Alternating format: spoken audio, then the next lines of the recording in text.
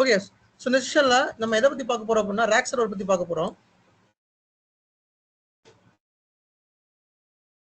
So சர்வர்ல நிறைய hardware இருக்குது. சொல்லுங்க. இல்ல நான் அக்செப்ட் பண்ணிட்டேங்க. நீங்க ஜாயின் பண்ணுங்க. அக்செப்ட் பண்ணிட்டேன். இல்ல திருப்பி நீங்க டிஸ்கிரைப் பண்ணி ஜாயின் பண்ணுங்க.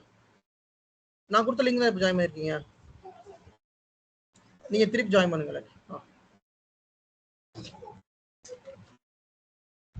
சரி. ஸோ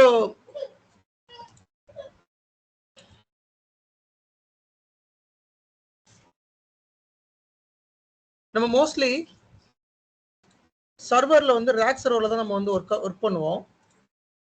அதை பத்தி கம்ப்ளீட்டா பார்க்கலாம்.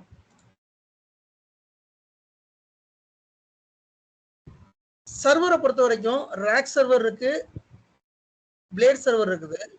பட் ரேக் சர்வர் வந்து நமக்கு ரொம்ப ஃப்ரீக்வெண்டா யூஸ் பண்றது ரேக் சர்வர். பிளேட் சர்வர் நம்ம யூஸ் பண்ணுவோம், யூஸ் பண்ண மாட்டோம்னு சொல்லல. பட் ரேக் சர்வர் தான் வந்து நம்ம மோஸ்ட்லி கான்சன்ட்ரேட் பண்ணுவோம். ஏன்னா அதுதான் எல்லா இடத்துலயும் இருக்கும். ஓகே, நம்ம ரேக் சர்வர் பத்தி தெரிஞ்சுக்கிடணும். ரேக் சர்வர் பத்தி தெரிஞ்சுக்கிட்டாலே நீங்க பாதி ஹார்ட்வேர் ட்ரபிள் ஷூட்டிங்க நீங்க வந்து கம்ப்ளீட் பண்ணதா அர்த்தம். ஓகே, ஸோ ரேக் சர்வர் பொறுத்த வரைக்கும் டெல் அண்ட் ஹெச்பி இவங்க தான் வந்து மெயின் வெண்டர். டெல், ஹெச்பி இந்த வேர்ல்டு ஃபுல்லாவே, நாட் ஓன்லி இந்தியா, யூனிவர்சலா இந்த வேர்ல்டு ஃபுல்லாவே டெல், ஹெச்பி தான் வந்து one of the main hardware vendor. நீங்க எந்த டேட்டா சென்டர்னாலும் போங்க, அந்த டேட்டா சென்டர்ல உங்களுக்கு ஒன்று இல்லை டெல் சர்வர் இருக்கும் அல்லது ஹெச்பி, ரெண்டுல ஏதாவது ஒன்று கண்டிப்பா இருக்கும் அந்த டேட்டா சென்டர்ல. நம்ம இந்த டெல் சர்வர், ஹெச்பி சர்வர் ரெண்டையுமே வந்து கண்டிப்பா அண்டர்ஸ்டாண்ட் பண்ணணும். ஸோ ரெண்டையுமே அண்டர்ஸ்டாண்ட் பண்ணாதான் நம்மளால ஒரு எப்படி சொல்றது, ஒரு பர்டிகுலர் இஷ்யூ வர்றப்ப அதை ரிசால்வ் பண்ண முடியும். அல்லது நம்ம வந்து ஸ்ட்ரகிள் ஆகி நிற்போம். எதுக்காக நான் ஹார்ட்வேரை வந்து கான்சன்ட்ரேட் பண்றேன்? இப்ப நீங்க நினைக்கலாம் நம்ம விஎம்ஆர் தானே படிக்க வந்திருக்கோம், டேரக்டா நம்ம விஎம்ஆருக்கு உள்ள போயிடலாமே, ஏன் வந்து நம்ம வந்து ஹார்ட்வேர் பத்திலாம் நம்ம வந்து தெரிஞ்சிருக்கணும், ஹார்ட்வேர் பத்தி தெரிஞ்சிருக்க வேண்டிய அவசியம் இல்லையே அப்படின்னு நீங்க நினைக்கலாம். அப்படி கிடையாது. நம்ம விஎம்ஆர் வந்து அந்த ஹைப்பர்வைசர் சொல்றோம் இல்லையா, அந்த ஹைப்பர்வைசர் அப்படிங்கிறது விஎம்ஆர் தான் நம்ம வந்து ஹைப்பர்வைசர்னு சொல்லுவோம். அந்த ஹைப்பர்வைசர், அதாவது நீங்க எதுல விஎம்ஆர் இன்ஸ்டால் பண்றீங்களோ அது ஹைப்பர்வைசர்னு சொல்லுவோம். அந்த ஹைப்பர்வைசர்ல ஹார்ட்வேர் ரொம்ப ரொம்ப முக்கியம். ஹார்ட்வேரை பத்தி நீங்க அண்டர்ஸ்டாண்ட் பண்ணாலே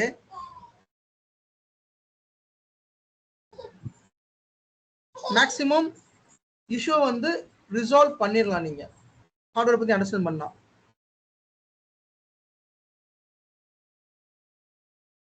ஸோ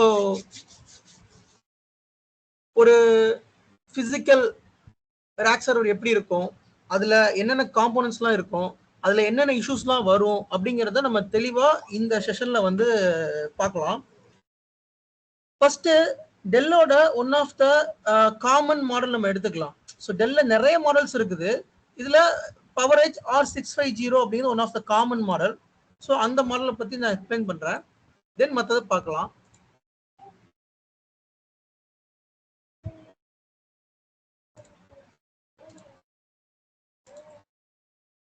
பவரேஜ் R650,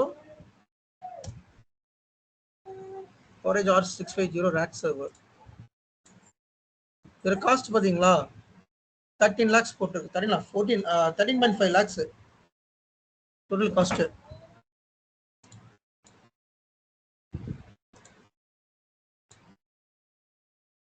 ஸோ இதுதான் பவரேஜ் R650 ரேக் சர்வர்.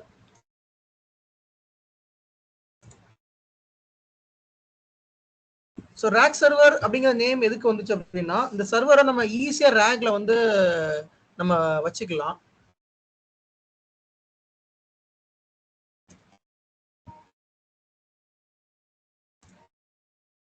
ஸோ இந்த மாதிரி இருக்கும்.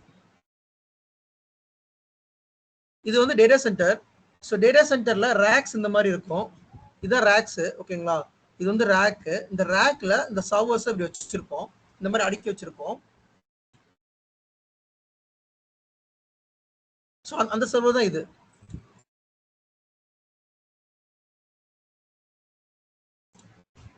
ஸோ இது இந்த ரேக் சர்வர்ல முன்னாடி இருக்கிற பார்ட் வந்து ஹார்ட் டிஸ்க் போடுற பே, ஹார்ட் டிஸ்க் பே அப்படின்னு சொல்லுவோம், which is called hard disk bay. Hard disk bay அப்படின்னா நம்ம ஹார்ட் டிஸ்கை இங்கே தான் இன்சர்ட் பண்ணுவோம். நல்லா தெரிஞ்சுக்கோங்க, நம்ம ஓஎஸ் இங்கே இன்ஸ்டால் பண்ணுவோம். உதாரணத்துக்கு இப்போ இந்த பிசிக்கல் சர்வர் வந்து ஒரு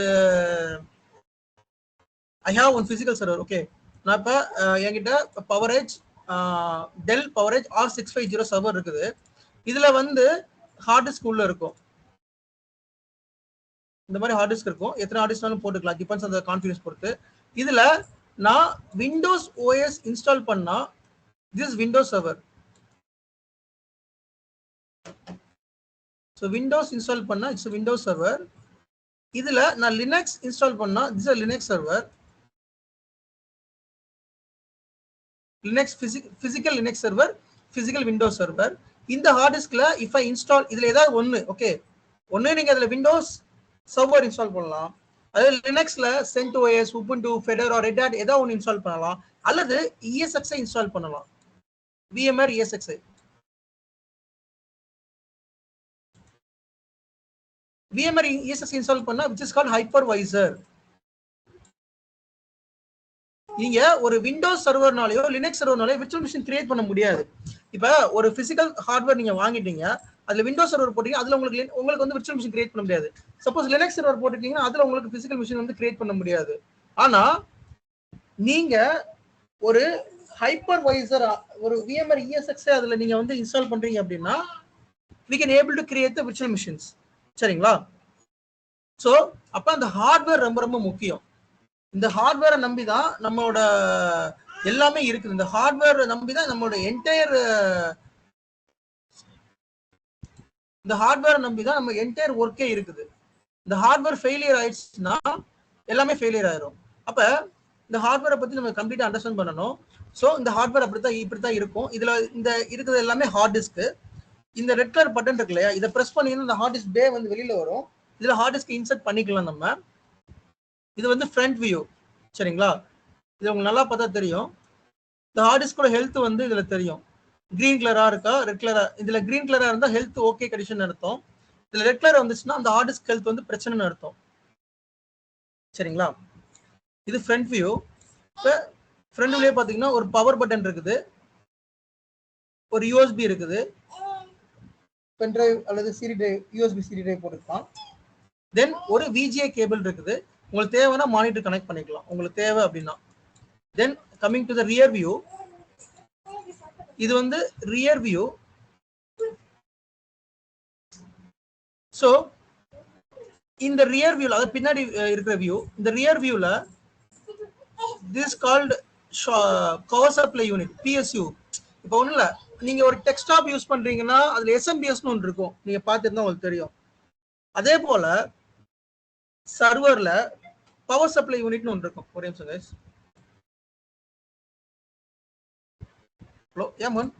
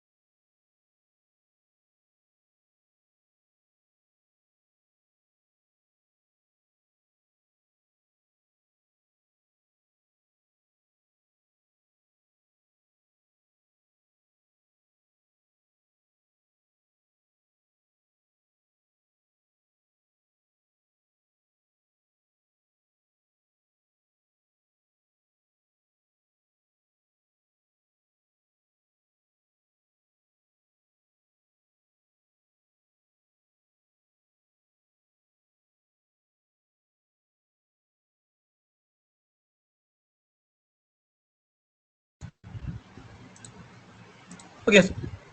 ஸோ இது வந்து power supply unit. Power supply யூனிட்னா இந்த பர்டிகுலர் ரேக் சர்வருக்கு நம்ம பவர் கொடுக்கணும். சரிங்களா? யூஸ்வலா 2 பவர் சப்ளை யூனிட் இருக்கும். இது ஒரு பவர் சப்ளை யூனிட், தென் இது ஒரு பவர் சப்ளை யூனிட். ஏன் 2 பவர் சப்ளை யூனிட் இருக்கு அப்படின்னா பிஎஸ்யூன்னு சொல்லுவோம். எதுக்காக 2 இருக்கு அப்படின்னா சப்போஸ் ஒன்னு ஃபெயிலியர் ஆனா இன்னொரு பவர் சப்ளைல ஒர்க் ஆகும். இப்போ உங்க டெஸ்க்டாப்ல ஒரு எஸ்எம்பிஎஸ் இருக்கும். அந்த எஸ்எம்பிஎஸ் ஃபெயிலியர் ஆனா டெஸ்க்டாப்பே ஃபெயிலியர் ஆயிரும். டெஸ்க்டாப் பிசி நான் சொல்ல வர்றது நீங்க பார்த்துருப்பீங்கன்னு நினைக்கிறேன். ஐ கோப் நீங்க எல்லாம் பார்த்துருப்பீங்கன்னு நினைக்கிறேன். ஸோ அந்த மாதிரி சினாரியோல இது ஃபெயிலியர் ஆகக்கூடாது அப்படிங்கிறதுக்காக 2 பவர் சப்ளை வச்சிருப்பாங்க. ஒன்னு ஃபெயிலியர் ஆனா இன்னொரு இருந்து பவர் டிசிபேட் ஆகும். 2மே ஃபெயிலியர் ஆனா ஒண்ணுமே பண்ண முடியாது. அஃப்கோர்ஸ் சர்வர் டவுன் தான். பட் அந்த சினாரியோ வந்து ரொம்ப ரேர் கேஸ், வராது, மோஸ்ட்லி வராது.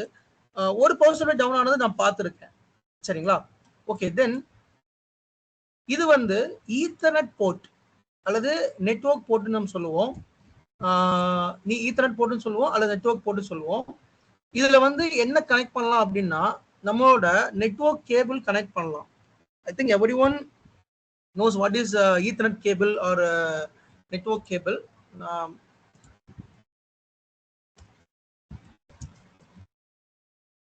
ஸோ ஈத்தர்நெட் கேபிள் எல்லாருமே பார்த்துருப்பீங்க மோஸ்ட்லி. இதான் ஈத்தர்நெட் கேபிள் அல்லது நெட்வொர்க் கேபிள் சொல்லுவோம் அல்லது காப்பர் கேபிள் சொல்லுவோம். இந்த இருக்கு இல்லையா, எல்லாமே பார்த்துருப்பீங்க. இதுக்கு பேர் ஜாக், RJ45 ஜாக் அப்படின்னு சொல்லுவோம். இதுக்கு பேரு RJ45 ஜாக். இந்த ஜாக்கை நம்ம இதுல இன்சர்ட் பண்ணணும். சரிங்களா? இந்த போர்ட் எங்க கனெக்ட் ஆயிருக்கும் அப்படின்னா சுவிட்சில் கனெக்ட் ஆயிருக்கும்.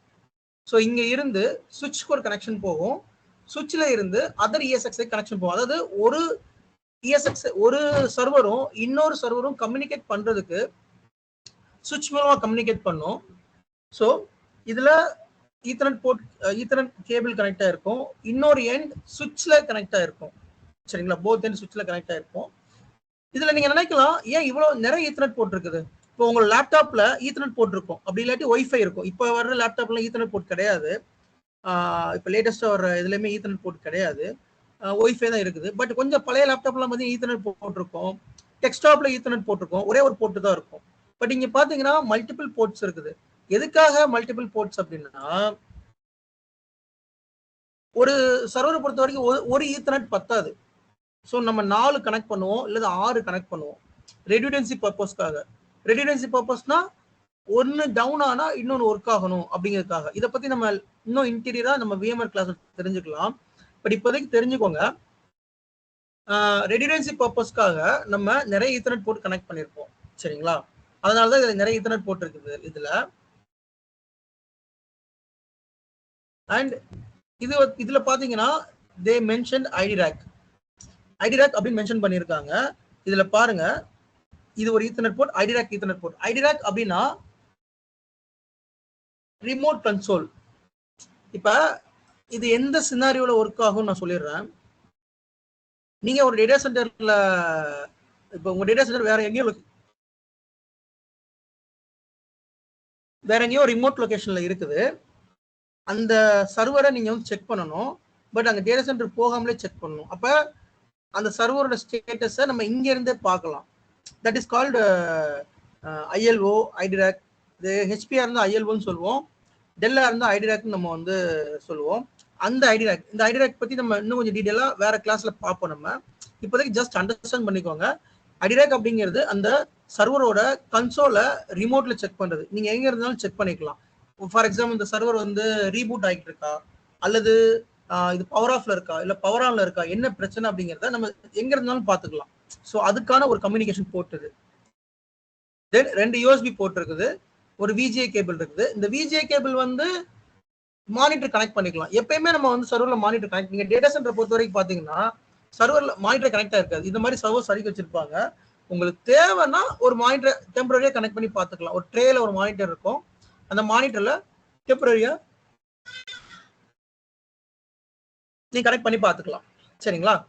ஸோ ஃபார் எக்ஸாம்பிள் ஒரு டேட்டா சென்டர்ல நீங்க அந்த சர்வர் செக் பண்ணணும், இந்த சர்வர் வந்து ரீபூட் ஆகுதா இல்ல பவர் ஆன் ஆகுதா அப்படி செக் பண்ணணும் அப்படின்னா நீங்க டேட்டா சென்டர் போறீங்கன்னா மானிட்டர், உங்க VGA கேபிள் இருக்கு இல்லையா மானிட்டர்ல, அதை நீங்க இதுல கனெக்ட் பண்ணிட்டு you can able to check the status.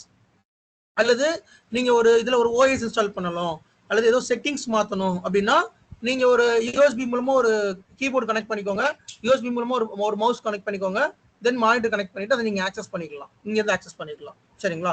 But எப்பயுமே கீபோர்டு மவுஸ் கனெக்ட் ஆயிருக்காது, மானிட்டர் கனெக்ட் ஆயிருக்காது. தேவைன்னா கனெக்ட் பண்ணிக்கலாம். இதுல பார்த்தா உங்களுக்கு தெரியும், எங்கேயுமே வந்து கீபோர்டு மவுஸ் எதுவுமே கனெக்ட் ஆயிருக்காது. எந்த டேட்டா சென்டர்லயுமே கீபோர்டு மவுஸ் மானிட்டர் கனெக்ட் ஆயிருக்காது. உங்களுக்கு தேவை அப்படின்னா டெம்பரரியா கனெக்ட் பண்ணி பார்த்துக்கலாம். ஏதாவது ஒரு இஷ்யூ, ஏதாவது ஒரு இன்ஸ்டால் பண்ண போறேன் அப்படின்னா. So rear view. அப்புறம் இதெல்லாம் பெசில்ஸ். இது நம்பர் 1 2 3 போட்டிருக்கு இல்லையா, இதெல்லாம் வந்து பெசில்ஸ் அப்படின்னு சொல்லுவோம். பெசில்ஸ் அப்படிங்கிறது என்னன்னா, இதை நீங்க ரிமூவ் பண்ணிக்கலாம். இந்த விண்டோ மாதிரி ஹோலா இருக்குல்ல, இதை நீங்க வந்து ரிமூவ் பண்ணிக்கலாம். இந்த பெசில்ஸ் வந்து நீங்க ரிமூவ் பண்ணிக்கலாம். ஸோ இதை ஏன் ரிமூவ் பண்றோம் அப்படின்னா, பை டிஃபால்ட்டா நம்மளோட சர்வர்ல ஈத்தர்நெட் போர்ட் வந்துடும், பிரச்சனை இல்லை. பட் எஃப்சி கேபிள் போர்ட் வராது. எஃப்சினா ஃபைபர் ஆப்டிக் கேபிள். அதாவது ஒரு சர்வர் ரெண்டு விதமா நம்ம வந்து கம்யூனிகேட் பண்ணலாம். ஒன்னு காப்பர் கேபிள். காப்பர் கேபிள்னா ஈத்தர்நெட் கேபிள் இந்த இருக்கு இல்லையா, இந்த கேபிள் மூலமா கம்யூனிகேட் பண்ணலாம். அல்லது எஃப்சி கேபிள் மூலமா கம்யூனிகேட் பண்ணலாம். எஃப்சி கேபிள்னா ஃபைபர் சேனல், ஃபைபர் ஆப்டிக் அப்படின்னு சொல்லுவோம், இல்ல ஃபைபர் சேனல் அப்படின்னு சொல்லுவோம். ஸோ இதான் எஃப்சி கேபிள்.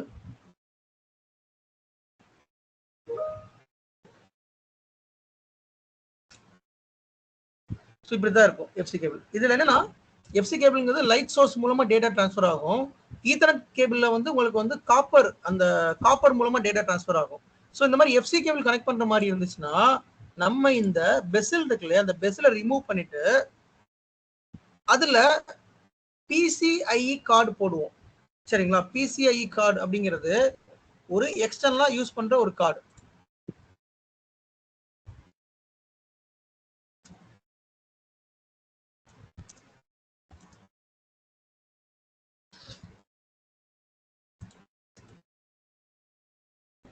ஸோ இதான் ஒரு பிசிஐ கார்டு. இப்படிதான் இருக்கும். இது ஒரு பிசிஐ கார்டு. இந்த கார்டை நம்ம சர்வர்ல இன்சர்ட் பண்ணுவோம். என்ன பண்ணுவோம், பெசில் ஓபன் பண்ணிட்டு மேல இந்த ட்ரே இருக்குல்ல, இந்த ட்ரே இந்த இருக்குல்ல, இந்த ட்ரே இதை நீங்க ஓபன் பண்ணலாம். இந்த ட்ரே ஓபன் பண்ணிட்டு இந்த பெசில் எடுத்துட்டு மதர் போர்ட்ல இந்த பிசிஐஇ ஸ்லாட் கார்டை நம்ம இன்சர்ட் பண்ணுவோம். இந்த பிசிஐஇ ஸ்லாட்ல நமக்கு எக்ஸ்டர்னலா போர்ட் வரும். லைக் அது வந்து ஃபைபர் சேனல் கேபிள் போர்ட்டா இருந்தாலும் சரி, அல்லது எனக்கு ஈத்தர்நெட் போர்ட். ஃபார் எக்ஸாம்பிள், எனக்கு வந்து ஈத்தர்நெட் போர்ட் பத்தல, இங்க 6 போர்ட் இருக்குது, இந்த 6 போர்ட் எனக்கு பத்தல, I have another 4 ethernet board, எனக்கு இன்னொரு 4 ஈத்தர்நெட் போர்ட் வேணும். அப்ப தேர் இஸ் ஆப்ஷன். அப்ப மதர் போர்ட்ல பை டிஃபால்ட்டா இருக்காது. அப்ப நீங்க என்ன பண்ணலாம் அப்படின்னா, இந்த பெசில ரிமூவ் பண்ணிட்டு நீங்க பிசிஐ ஸ்லாட் போய்க்கலாம். So PCI ethernet card. So இது வந்து பிசிஐ ஈத்தர்நெட் கார்டு. இது இந்த பிசிஐ ஈத்தர்நெட் கார்டு நீங்க வந்து உள்ள இன்சர்ட் பண்ணீங்கன்னா உங்களுக்கு ஈத்தர்நெட் கேபிள் நீங்க இதுல பார்த்தா தெரியும். அந்த கேபிள் கனெக்ட் பண்றது இதா இருக்கு இல்லையா, டவர் மாதிரி இருக்கு இல்லையா, இதுல பிசிஐ ஈத்தர்நெட் கார்டு. இது தென் பிசிஐ எஃப்சி கார்டு. இதுல போட்டு பாருங்க எப்படி இருக்குன்னு. இந்த கார்டுல you can able to only connect fibre channel cable. இந்த மாதிரி இருக்கும். இதுல உங்களால ஃபைபர் சேனல் கேபிள் மட்டும் கனெக்ட் பண்ண முடியும்.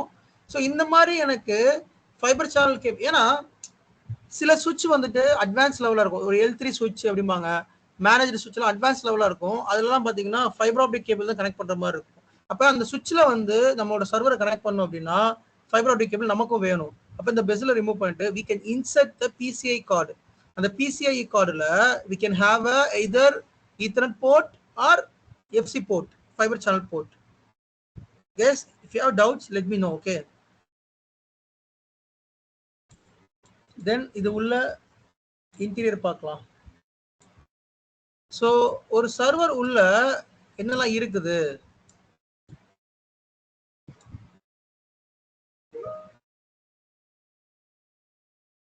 இந்த பர்டிகுலர் சர்வர்ல மெமரி பார்த்தோம்னா இதுதான் மெமரி ஸ்லாட்ஸ்.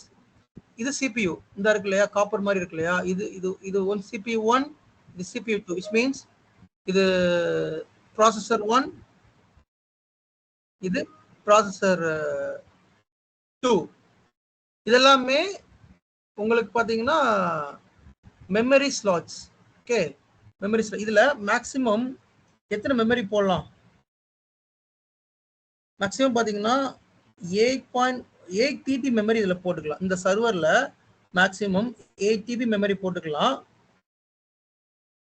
32 ஸ்லாட் இருக்கு. இதுல வந்து 32 ஸ்லாட் இருக்கு. இப்போ உங்க லேப்டாப் இருக்குன்னா உங்க லேப்டாப்ல 4 ஸ்லாட் இருக்கும், 2 ஸ்லாட் இருக்கும் மெமரி இன்ஸ்டால் பண்றதுக்கு. உதாரணத்துக்கு நீங்க வந்து 16 GB லேப்டாப் வச்சிருக்கீங்கன்னா 8 GB ரெண்டா போட்டுக்கலாம். ஒரு ஸ்லாட்ல 8 GB, ஒரு ஸ்லாட்ல இன்னொரு 8 GB. இதுதான் ரேம் மெமரி ஸ்லாட்னு சொல்றோம். அந்த மெமரி ஸ்லாட் பாத்தீங்கன்னா 32 ஸ்லாட் இருக்கும். சர்வரை பொறுத்த வரைக்கும் எல்லாமே ஹை கான்ஃபிகரேஷனா இருக்கும். அப்ப 32 ஸ்லாட்ல நீங்க ஃபுல்லா ஃபில் பண்ணீங்கன்னா உங்களால மேக்ஸிமம் 8 TB வரைக்கும் போட்டுக்கலாம். LRDIMனு ஒரு ரேம் டைப் இருக்குது. அந்த LRDIM ரேம் போட்டீங்கன்னா 8 TB வரைக்கும் போட்டுக்கலாம். சரிங்களா? தென் CPU பொறுத்த வரைக்கும் CPU கான்ஃபிகரேஷன் எங்க இருக்கு? ஸோ ப்ராசஸர் பொறுத்த வரைக்கும் எல்லா சர்வர்லையும் 2 ப்ராசஸர் இருக்கும். இங்க பாத்தீங்களா இன்டெல் Xeon ப்ராசஸர்னு போட்டிருக்கா? Hello S Mir.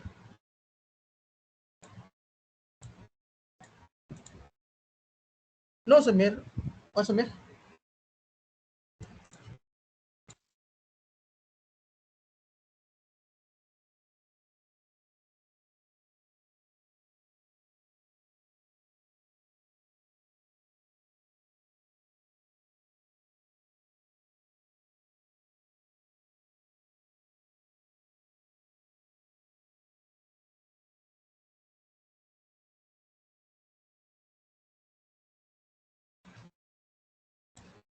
ஸோ இதுல பாத்தீங்கன்னா இன்டெல் Xeon ப்ராசஸர் XEON எப்பயுமே சர்வர்ல Xeon ப்ராசஸர் தான் போடுவாங்க. சரிங்களா?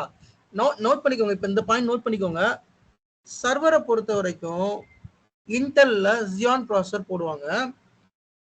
உலகத்திலேயே 2 சர்வர் மேனுஃபேக்சர் இருக்காங்க. ஒன்னு வந்துட்டு இன்டெல், எஸ், ஒன்னு வந்துட்டு இன்டெல், இன்னொன்னு வந்து AMD.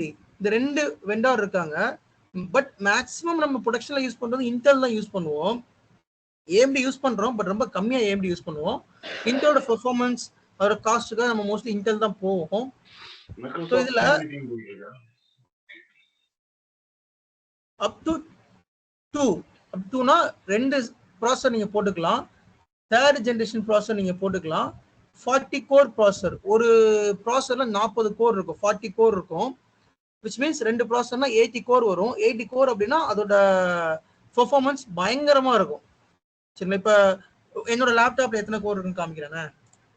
லேப்டாப்ல இருக்கிற கோர்ஸ் காமிச்சா உங்களுக்கு புரியும்.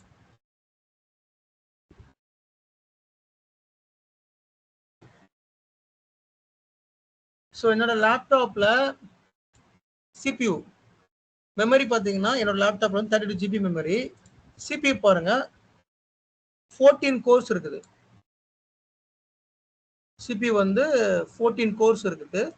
அதே போல இந்த சர்வர்ல 40 கோர்ஸ் இருக்கு, 40 கோர் இருக்கு. அப்ப 40 கோர் அப்படின்னா ஒரு ப்ராசஸர்ல 40 கோர், 40 கோர்.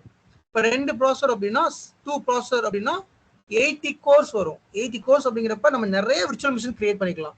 நேற்று கூட ஒருத்தர் வந்து கொஸ்டின் கேட்டிருந்தாங்க, நம்ம ஒரு ESXi ஒரு VMware ESXiல மேக்ஸிமம் எத்தனை கிரியேட் பண்ணலாம்? 10 விர்ச்சுவல் மிஷின் கிரியேட் பண்ணலாமா, அல்லது 20 கிரியேட் பண்ணலாமா, 30 கிரியேட் பண்ணலாமா? That's depends on ESXi host, processor configuration or memory configuration. அதோட மெமரி எவ்வளவோ ப்ராசஸர் எவ்வளவோ அதை பொறுத்தா நம்ம வந்து முடிவு பண்ண முடியும் எத்தனை விர்ச்சுவல் மிஷின் கிரியேட் பண்ண முடியும் அப்படிங்கறத. சரியா? ஓகே. ஸோ இதுல ப்ராசஸர்ல இன்டெல் Xeon ப்ராசஸர் தான் யூஸ் பண்ணுவாங்க, மோஸ்ட்லி யூஸ் பண்றாங்க. அந்த Xeon processor 3rd generation Intel scalable processor. So இது ஒரு ப்ராசஸர், இது ஒரு ப்ராசஸர். இந்த ப்ராசஸருக்கு மேல இது இருக்கு இல்லையா, இதுக்கு பேர் வந்து ஹீட் சிங்க்னு சொல்லுவோம். ஹீட் சிங்க் அப்படிங்கிறது எதுக்குன்னா அந்த ப்ராசஸர் பயங்கரமா ஹீட் ஆகும். லைக் 24/7 ரன் ஆகிட்டே இருக்கிறதுனால ரொம்ப பயங்கரமா ஹீட் ஆகும். அந்த ஹீட்டை ரெடியூஸ் பண்ணி அதை ஓரளவு கூல் பண்றது யார் அப்படின்னா அந்த ஹீட் சிங்க். இந்த ஹீட் சிங் ரிமூவ் பண்ணா இப்படிதான் ப்ராசஸர் இருக்கும். எப்பயுமே அதுக்கு மேல ஹீட் சிங் இருக்கும். இந்த இருக்குல்லையா ஹீட் சிங்க் இருக்கும். இது எல்லாமே மெமரி ஸ்லாட்ஸ். உங்களுக்கு பார்த்தா தெரியும் 34 மெமரி ஸ்லாட்ஸ் இருக்குது.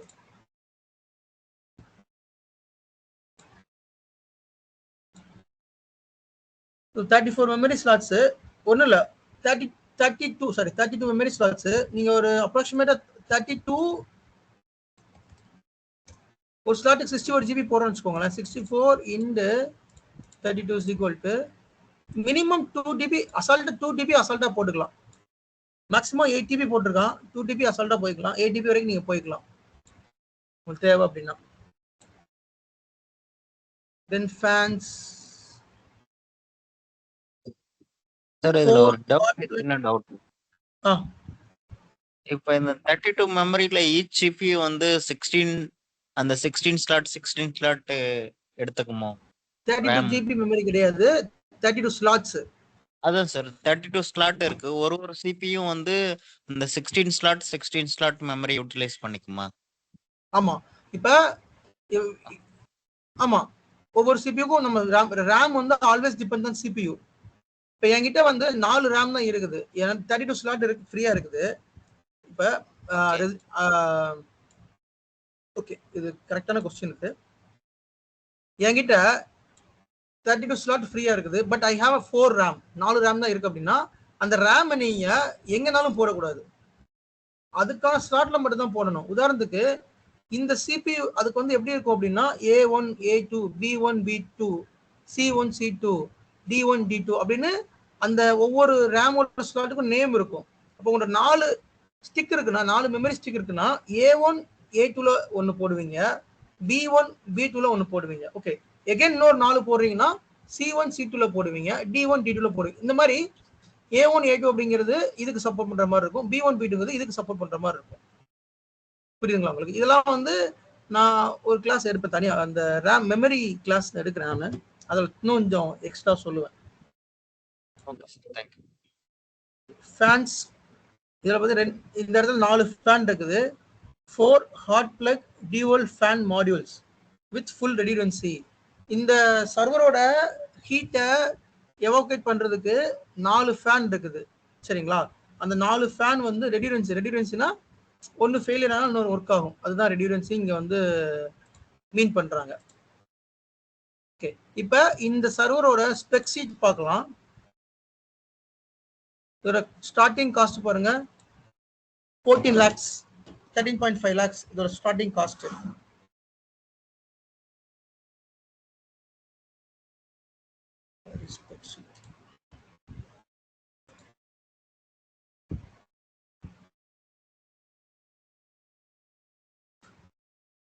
இப்ப இதுல வந்து 13.5 lakhs இருக்குது. எனக்கு வந்துட்டு இன்டெல் Xeon பிளாட்டினம் வேணும் அப்படின்னா 7 lakhs இன்னும் கூட வரும். ஒரு ப்ராசஸரோட பிரைஸ் மட்டுமே 7 lakh. எனக்கு இன்டெல் பிளாட்டினம் 32 கோர் தென் 11 2.0 GHz அப்படின்னா இதை ஆட் பண்ண வச்சுக்கோங்களேன், இங்கே 11 lakhs இங்கே ஆட் ஆயிரும். ப்ரொடக்ஷன்லாம் இவ்வளோ பெரிய ஹெவியான சர்வர்ஸ் தான் இருக்கும். இப்போ 25 lakhs ஆயிடுச்சா? ஸோ நீங்கள் பர்ச்சேஸ் பண்ணுவாங்கல்ல, இப்படி பர்ச்சேஸ் பண்ணுறப்ப இப்படி தான் பார்த்து பர்ச்சேஸ் பண்ணுவாங்க. உங்களுக்கு என்ன தேவையோ அதை பார்த்து பர்ச்சேஸ் பண்ணிக்கலாம். அதே மாதிரி ரேம் எனக்கு வந்து எக்ஸ்ட்ரா வேணும் அப்படின்னா, இப்போ ஆல்ரெடி 16 GB ரேம் இதில் வந்து இருக்குது. 16 GB ரேமோட காஸ்ட் 60,000 ரூபாய். உங்களுக்கு இன்னும் வேணும்னா நீங்கள் இதை நீங்கள் கூட்டிக்கலாம். ஸோ இந்த மாதிரி hard disk 800 GB hard disk இருக்குது. 800 GB ஹார்ட் டிஸ்க்கு உங்களுக்கு ஒரு ஹார்ட் டிஸ்கோட ரேட்டு பாருங்க 1,67,000 ரூபாய் ஒரு ஹார்ட் டிஸ்கோட ரேட்டு. அதை நீங்கள் செலக்ட் பண்ணீங்கன்னா இங்கே ரேட் இன்க்ரீஸ் ஆயிரும்.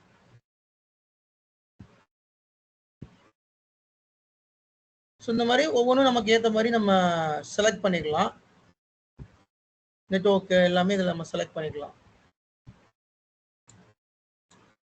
Feature and design.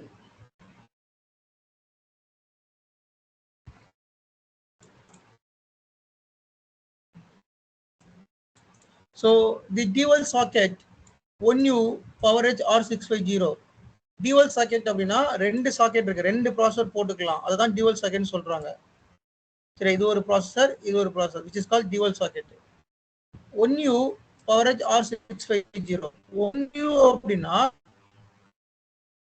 நான் ஆல்ரெடி போன கிளாஸ் முந்தின கிளாஸ் சொல்லியிருக்கேன் நான். வாட் இஸ் யூ அப்படிங்கிறது, இந்த சைஸ் இருக்கு இல்லையா, இதுதான் யூன்னு சொல்லுவோம். இது வந்து 1U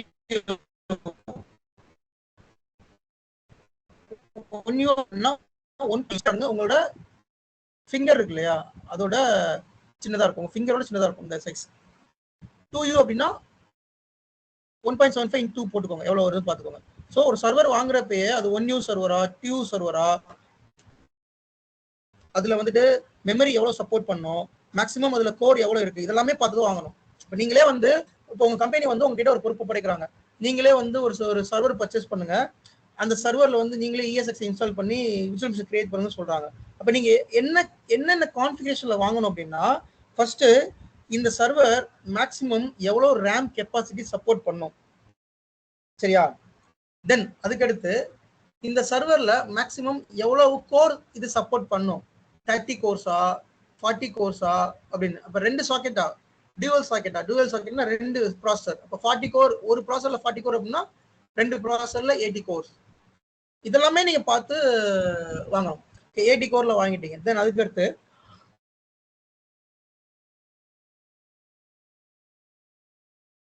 அப்புறம் அதுல எத்தனை நெட்வொர்க் போர்ட் இருக்குது அப்படின்னு சொல்லி பார்ப்போம். அப்புறம் அதுல வந்துட்டு எவ்வளவு ஹார்ட் டிஸ்க் இன்சர்ட் பண்ண முடியும், எத்தனை ஹார்ட் டிஸ்க் வாங்கணும் அப்படிங்கிறது. இந்த இதெல்லாம் ப்ராசஸர், என்ன ப்ராசஸர், இன்டெல் Xeon பிளாட்டினமா கோல்டா, அந்த மாதிரி நீங்க இங்க பார்த்தா உங்களுக்கு தெரியும். இன்டெல்ல நிறைய ப்ராசஸர் இருக்குது.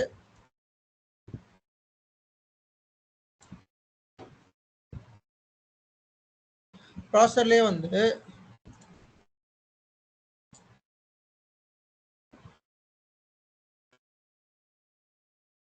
இன்டெல் கோல்ட் ப்ராசஸர் ஒன்று இருக்குது, இன்டெல் பிளாட்டினம் ப்ராசஸர் இருக்குது, சில்வர் ப்ராசஸர் இருக்குது. இதெல்லாமே பாத்தீங்கன்னா ரேட்டை பார்த்தாலே உங்களுக்கு தெரியும்.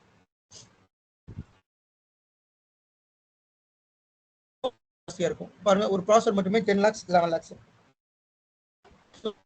கோல்டு ப்ராசஸர்ல எத்தனை கோர், எவ்வளவு கிகாஹெர்ட்ஸ் சப்போர்ட் பண்ணணும், சில்வர் எல்லாமே சேர்த்து பண்ணணும். அது மட்டும் இல்லாம இந்த மாடல் எந்த OS சப்போர்ட் பண்ணும் அதையும் நம்ம பார்க்கணும். ஸோ ஸ்பெசிஃபிக்னு ஒரு ஆப்ஷன் இருக்கு பாருங்க, அதுல போய் நீங்க பார்க்கலாம், டெக்னிக்கல் கைட்லயே போய் பார்க்கலாம்.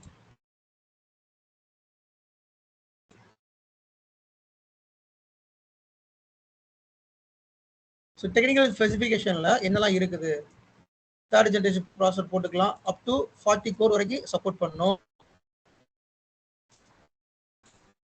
DDR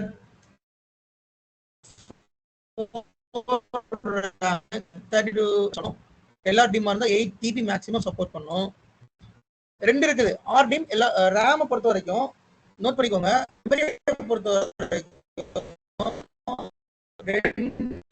ஒன்னு RDIMM இருந்தா 2 TB சப்போர்ட் பண்ணும், LRDIMM இருந்தா 8 பண்ணும். So what is LRDIMM RDIMM அப்படிங்கிறது என்னங்க? ஹலோ சார், உங்க வாய்ஸ் கிளியரா இல்ல சார், பிரேக் ஆகுது. பிரேக் ஆகுதா? Sorry. Okay, let me correct. So RDIMM வந்து 2 TB, LRDIMM வந்து 8 TB வரைக்கும் சப்போர்ட் பண்ணும். அதே மாதிரி ட்ரைவ் பே, ஃப்ரண்ட் பேல எத்தனை நீங்க மேக்ஸிமம் ஹார்ட் டிஸ்க் நீங்க போட்டுக்கலாம், மேக்ஸிமம் எத்தனை ஹார்ட் டிஸ்க் சப்போர்ட் பண்ணும், மேக்ஸிமம் 153 TB சப்போர்ட் பண்ணுது பாருங்களேன், 2.5 inch ஹார்ட் டிஸ்கா இருந்தா.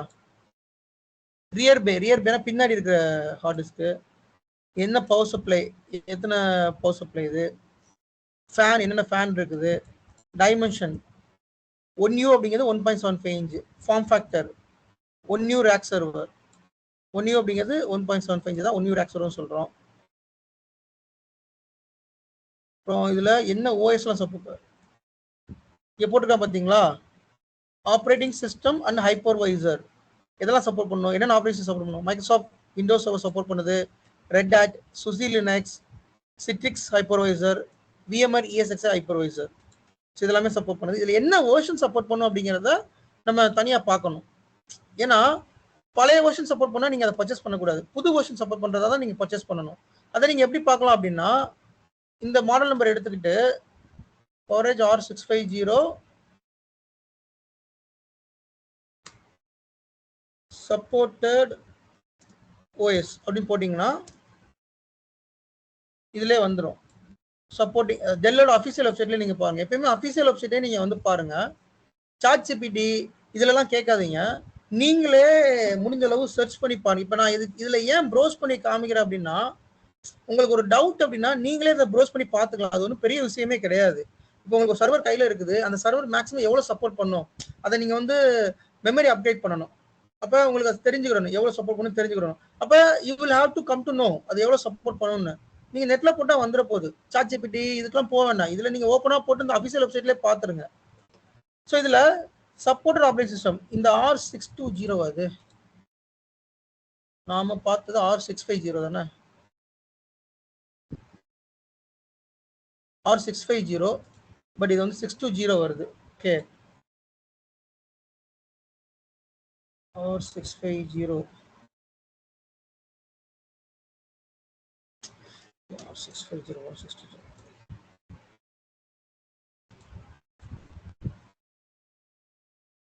supported operating system coverage R650 support below operating VMware ESX 8.0. அதாவது இது என்ன கான்செப்ட் சொல்லிடுறேன். நீங்க ஒரு சர்வர் வாங்குறீங்க. அப்ப அந்த சர்வர் வாங்குறீங்க அப்படின்னா ஒரு பிசிக்கல் சர்வர் வாங்குறீங்கன்னா அதோட லைஃப் ஸ்பேன் எவ்வளவு இருக்கணும் அப்படிங்கிறது இருக்கு. which is called end of life அப்படி சொல்லுவாங்க.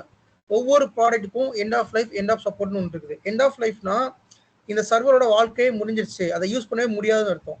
end of supportனா அந்த சர்வர்ல எதுவும் பிரச்சனைனா கேஸ் லாக் பண்ண முடியாதுன்னு அர்த்தம். இப்ப இது வந்து ரொம்ப லேட்டஸ்டான ஒண்ணு.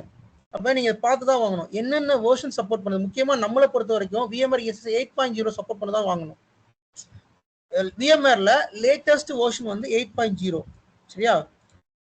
இப்ப இந்த ஹார்ட்வேர் வந்து VMware 7.0 சப்போர்ட் பண்ணுது 8.0 சப்போர்ட் பண்ணுது. Okay best. அதே மாதிரி ரெட் ஹாட் 9 சப்போர்ட் பண்ணுது 7 சப்போர்ட் பண்ணுது 8 சப்போர்ட் பண்ணுது. விண்டோஸ் சர்வர் பத்தி பாத்தீங்கன்னா 2016 2019 2022 2025. ஸோ 2025 அப்படிங்கிறது ரொம்ப லேட்டஸ்டா வந்த மாடல். இப்பதான் வந்துச்சு அந்த OS. அது வரைக்கும் இந்த ஹார்ட்வேர் வந்து சப்போர்ட் பண்ணும். அப்ப நீ ஒரு ஹார்ட்வேர் பர்ச்சேஸ் பண்றப்பயே அந்த hardware latest operating system support பண்ணுதா அப்படிங்கிறத பார்த்து வாங்கணும். அது ரொம்ப ரொம்ப முக்கியம். முக்கியமா ESX 8.0 சப்போர்ட் பண்ணுதா அது ரொம்ப முக்கியம். ஏன்னா நம்ம அதை தான் இன்ஸ்டால் பண்ண போறோம். அந்த ஹைப்பர்வைசரை தான் இன்ஸ்டால் பண்ணுவோம். ஸோ அதெல்லாம் செக் பண்ணிட்டு நீங்க வாங்குங்க. இப்போ ஃபார் எக்ஸாம்பிள் உங்ககிட்ட ஒரு ஹார்ட்வேர் கொடுத்துட்டாங்க. அப்போ அவங்களுக்கு தெரியாது. ஸ்டோர்ஸ் டீம் வந்து இந்த ப்ரொக்யூர்மெண்ட் டீம்னு ஒரு டீம் இருப்பாங்க. அவங்க பர்ச்சேஸ் பண்ணி கொடுத்துருவாங்க.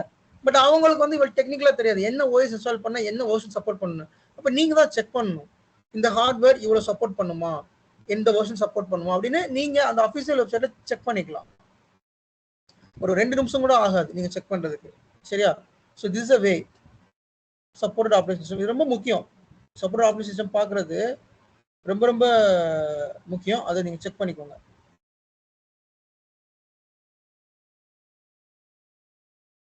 ஓகே வேற இதுல என்ன பார்ட் மிஸ் ஆகுது. ஸோ மோஸ்ட்லி ரேக் சர்வர் பத்தி எல்லாமே கவர் பண்ணிட்டேன்னு நினைக்கிறேன்.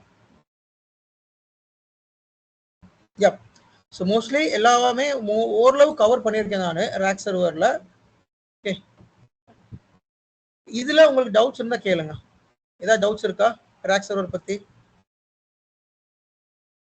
இந்த பர்టిక్యులர் வந்து கவரேஜ் சர்வர் பத்தி சொல்லுங்க. இல்ல இப்போ இந்த சப்போஸ் நம்ம கோர் இன்க்ரீஸ் பண்ணனும்னா நம்ம வந்து ப்ராசஸரை பண்ண முடியாது. இது பண்ண முடியாது. Okay definitely RAM not. தான். ஓகே உங்களால ஒரு சர்வர்ல RAM அப்கிரேட் பண்ணிக்கலாமே தவிர கோர் அப்கிரேட் பண்ண முடியாது. ஏன்னா CPU வாங்குறப்ப நீங்க பார்த்து வாங்கணும் எவ்வளவு கோர் வேணும் அப்படின்னு சொல்லிட்டு சரிங்களா. இப்போ என்கிட்ட வந்து 1 TB RAM இருக்குது. பட் அது மேக்ஸிமம் 2 TB சப்போர்ட் பண்ண அப்படின்னா yes you can go for போகலாம் 2 TB சப்போர்ட் பண்ற மாதிரி போகலாம். ஆனா கோரை நீங்க இன்க்ரீஸ் பண்ணணும் அப்படின்னா அந்த ப்ராசஸரை நீங்க மாத்தணும். அது இன்னும் உங்களுக்கு பெரிய செலவு. பாத்தீங்கன்னா ஒரு ப்ராசஸரை 11 lakhs போட்டிருக்கான். இதுல பாத்தீங்கன்னா ஒரு நல்ல ப்ராசஸர் பாத்தீங்கன்னா 10 lakhs 11 lakhs இருக்கு. அப்ப அது பண்ண மாட்டாங்க. சொல்லுங்க சார். இப்போ ப்ராசஸர் சேஞ்ச் பண்றாங்கன்னு வச்சுக்கோங்களேன், அது போர்டு சப்போர்ட் பண்ணுங்களா? அதெல்லாமே கம்பேட்டபிலிட்டி செக் பண்ணி தான் பார்க்கணும். கம்பேட்டபிலிட்டி செக் பண்ணணும். இந்த மதர் போர்டு இந்த ப்ராசர் சப்போர்ட் பண்ணுமா, அதான் நீங்க வந்து இந்த இடத்துல கம்பேட்டபிலிட்டி செக் பண்ணிக்கலாம். அந்த ஸ்பெக் ஷீட் காமிச்சன்ல, இந்த ஸ்பெக் ஷீட்லயே ப்ராசர் என்ன 3rd ஜெனரேஷன் ப்ராசர் சப்போர்ட் பண்ணும், Xeon ஸ்கேலபிள் ப்ராசர் தான் சப்போர்ட் பண்ணும், மேக்ஸிமம் 40 கோர் தான் சப்போர்ட் பண்ணும். இப்போ இதுக்கேற்ற கம்பேட்டபிளா இருந்துச்சுன்னா you can able to change. இதை செக் பண்ணிடு. இதுல பாருங்க ப்ராசர் மெமரி சேஞ்ச் பண்ற மாதிரி இருந்தா இந்த கம்பேட்டபிள் இருக்கணும். உதாரணத்துக்கு நீங்க வந்து ஒரு மெமரி வந்து எக்ஸ்ட்ரா போட போறீங்க, என்கிட்ட 1 TB மெமரியில் ரன் ஆகிட்டு இருக்கு, another 1 TB போடணும் அப்படின்னா you will have to check அது ஆர் டிம்மா எல்ஆர் டிம்மா. ஆல்ரெடி அது ரன் ஆகிட்டு இருக்குது, ஆர் டிம்மா எல்ஆர் டிம்மா. இப்போ ஆர் டிம்மா இருந்தா அதுக்கு தனியா நீங்க பர்ச்சேஸ் பண்ணணும், எல்ஆர் டிம்மா இருந்தால் அது தனியா பர்ச்சேஸ் பண்ணணும். அது மட்டும் இல்லாம அது ஸ்பீடு எவ்வளவு சப்போர்ட் பண்ணுது. உதாரணத்துக்கு என்கிட்ட ஆர் டிம் ரேம் ஒரு ஸ்லாட்டுக்கு 64 GB போட்டிருக்கேன், என்கிட்ட வந்து 3200 இருக்குது அப்படின்னா நீங்க பர்ச்சேஸ் பண்றப்போ அதுதான் நீங்க பர்ச்சேஸ் பண்ணணும். வேற பர்ச்சேஸ் பண்ணீங்கன்னா கம்பேட்டபிலிட்டி இஷ்யூ வரும். அப்ப நீங்க இதெல்லாமே செக் பண்ணிட்டு தான் இதெல்லாமே நீங்க பண்ற மாதிரி இருக்கும். சரிங்களா? Okay, any doubts? இந்த ஆர் டிம் எல்ஆர் டிம் டிஃபரன்ஸ் மட்டும் சொல்றீங்க? புரியல என்னது? இந்த ஆர் டிம் இருக்குல்ல, ஆர் டிம் இல்ல எல்ஆர் டிஃபரன்ஸ் மட்டும். நான் அது தனி கிளாஸ் எடுப்பேன். வாட் இஸ் ஆர் டிம் எல்ஆர் டிம், அது ஏன் அது நம்ம யூஸ் பண்றோம் சொல்லி தனி கிளாஸ் எடுப்பேன்.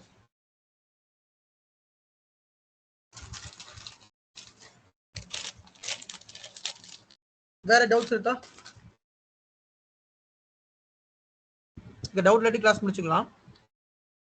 இப்போ நம்ம நெட்வொர்க் அடாப்டர் போட்டிருந்தீங்க ஓகேங்களா. இப்போ வந்து எஃப்சியா மாத்திரம்னு வச்சுங்களேன். இப்போ எஃப்சியா நம்ம போடும்போது அப்போ அந்த டிரைவர்ஸ்ல எல்லாம் இன்ஸ்டால் பண்ணணும்ல VMwareல. கண்டிப்பா இன்ஸ்டால் பண்ணணும். அது வந்து இன்ஸ்டால் பண்ணனும், ஃபிம்மர் இன்ஸ்டால் பண்ணனும். Okay okay. இப்போ அதே மாதிரி இப்போ நம்ம எஃப்சி கான்ஃபிகர் பண்றோம்னா அதுக்கும் ஐபி அசைன் எல்லாம் பண்ணணும்ல. ஹலோ, இப்போ அது எதுல கனெக்ட் பண்றீங்கங்கிறது இருக்குது. அது எஃப்சியா நீங்க SAN சுவிட்ச்ல கனெக்ட் பண்றீங்களா இல்ல சுவிட்ச்ல கனெக்ட் பண்றீங்களான்னு இருக்குது. டிபெண்ட்ஸ் ஆனதை பொறுத்து நீங்க ஐபி கான்ஃபிகர் பண்ணிக்கலாம்.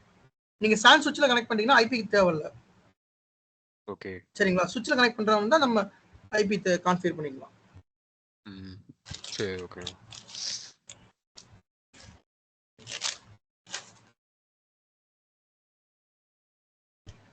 ஓகே गाइस, கிளாஸ் முடிச்சுக்கிறேன். கிளாஸ் எடுக்கணும்.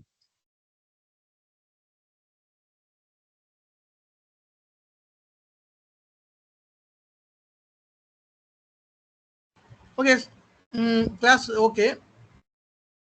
நாளைக்கு என்ன கிழமை? நாளைக்கு சனிக்கிழமை. நாளைக்கு கிளாஸ் டைமிங் வந்து நான் போஸ்ட் பண்றேன். என்ன டைமிங் கிளாஸ் இருக்குன்னு குரூப் அப்டேட் பாருங்க. கிளாஸ் இருக்கோ இல்லையோ நான் போஸ்ட் பண்ணுவேன். எந்த டைமிங் சொல்லி நான் வந்து போஸ்ட் பண்ணுவேன். ஸோ அந்த டைமிங்ல நீங்க வந்து ஜாயின் பண்ணுங்க. சப்போஸ் கிளாஸ் இல்லைன்னு சொல்லி நான் போஸ்ட் பண்ணுவேன். சண்டே கிளாஸ் இருக்காது அப்படின்னா சண்டே நோ கிளாஸ்ன்னு ஆல்ரெடி. சப்போஸ் சாட்டர்டே கிளாஸ் இல்லைன்னா நோ கிளாஸ் சொல்லி குரூப்ல போஸ்ட் பண்ணுவேன். நீ எப்பயுமே குரூப்பை ஃபாலோ பண்ணுங்க.